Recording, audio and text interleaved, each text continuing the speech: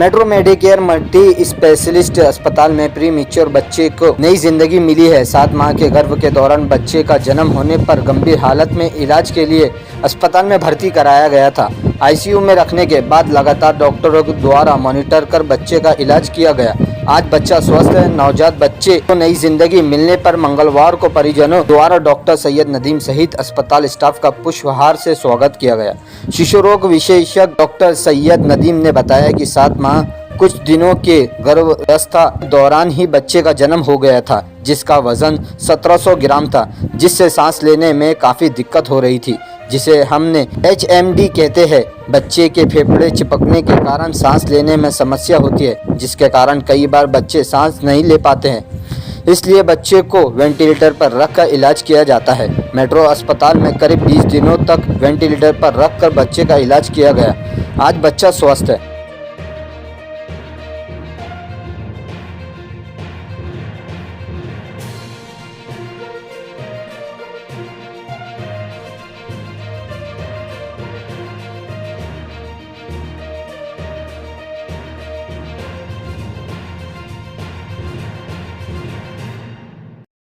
मतलब कैसा था और आपने कैसा उपचार किया? बेसिकली ये बच्चा जो है प्राइवेट क्लिनिक में डिलीवर हो गया था और ये 7 माह और कुछ दिन का बच्चा था जब डिलीवर हुआ था। तो इसको गंभीर रूप से सांस लेने में दिक्कत थी। इसको हम HMD भी बोलते हैं, हाइलीन मेम्ब्रेन डिसीज, जिसका मेडिकल नेम है। इसके अंदर बच्चे को लंग्स के अंदर जो है सर्फेक्टेंट डेफिशिएंसी रहती है। एक केमिकल होता है, एक प्रकार का रसायन होता है जिसकी डेफिशिएंसी होती है, जिसकी वजह से जो है बच्चे के फेफड़े जो है वो चिपक जाते हैं और बच्चे को सांस लेने में बहुत ज़्यादा दिक्कत होती है और उसकी गति फिर सांस लेने की धीरे धीरे बढ़ जाती है और बच्चा थक के सांस रोकना शुरू कर देता है और रेस्पिरेटरी डिस्ट्रेस सिंड्रोम में चला जाता है। तो इस चीज़ के लिए हमको बच्चे को ज़रूरत होती है कि वेंटिलेटर का सपोर्ट पे हम रखें इस बच्चे को ज़्यादा से ज़्यादा दिनों तक, जब तक कि उसकी खुद की रेस्पिरेटरी एफर्ट्स डेवलप नहीं हो जाते हैं। और एक सर्फेक्टेंट नाम की एक दवाई होती है जिसको फेफड़ों में, लंग्स में हमको ट्यूब के जरिए, एंडोट्रेकियल ट्यूब के जरिए डालनी होती है। तो वो सारा प्रोसीजर हमने यहाँ पे किया है और हमारे पास काफ़ी अच्छा हाईली इक्विप्ड वेंटिलेटर भी है जिसमें हम 600 ग्राम के बेबी से लेकर एडल्ट पेशेंट तक भी रख सकते हैं।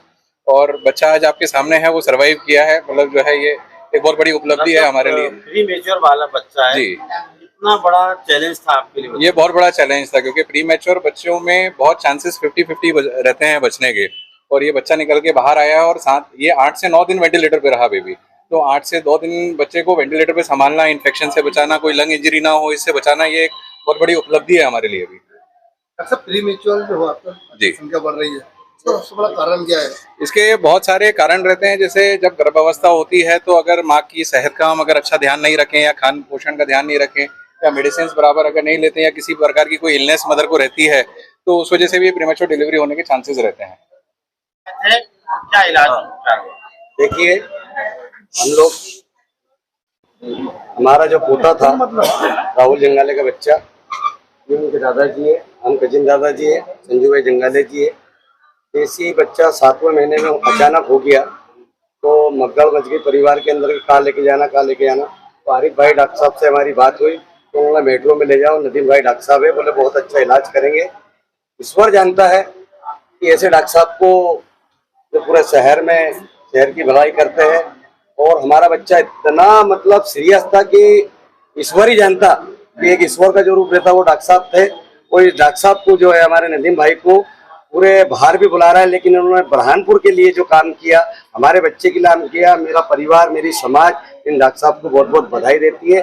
और हमारी स्थिति ऐसी थी कि इनको पैसा भी नहीं था हमारे पास, वास्तव में जो सही बात थी। तो आरिफ भाई ने डॉक्टर साहब को फोन लगाया कि आप इलाज करिए, और इलाज जब डॉक्टर साहब ने किए तो रात के 2 बजे अगर लेन बंद हो जाती तो उसी तुरंत उतर के आते थे और बच्चे को देखते थे।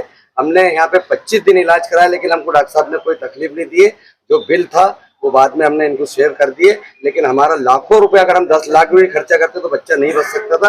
डॉक्टर साहब ने हमारे बच्चे को बचाया, इसके लिए मेरा परिवार और मैं बहुत बहुत धन्यवाद देता हूँ।